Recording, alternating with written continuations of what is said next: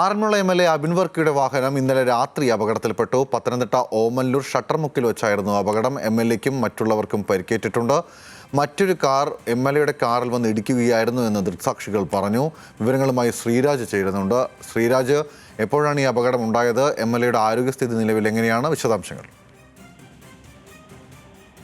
ഗൗതം, ഇന്നലെ രാത്രി 12 മണിയോടുകൂടിയാണ് അപകടം ഉണ്ടാകുന്നത്.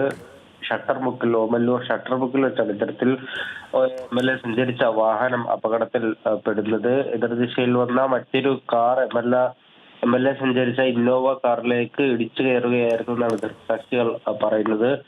അപകടത്തിൽ കാറിന്റെ മുൻവശം പൂർണ്ണമായും തകർന്നിട്ടുണ്ട്.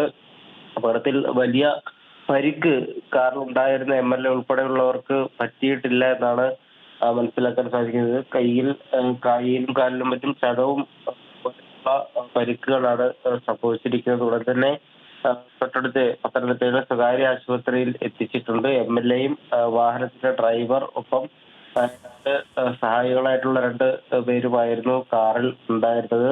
ഇവർക്കും പരിക്ക് പറ്റിയിട്ടുണ്ട്. എന്നാൽ ആരുടെയും പരിക്ക് അത്ര ഗുരുതരമല്ല എന്നാണ് നിലവിൽ മനസ്സിലാക്കാൻ സാധിക്കുന്നത്. ഗൗതം, ശ്രീരാജാണ് വിവരങ്ങൾ നൽകിയത്. എന്തായാലും നേരിയ പരിക്കുകളാണ് സംഭവിച്ചിരിക്കുന്നത്.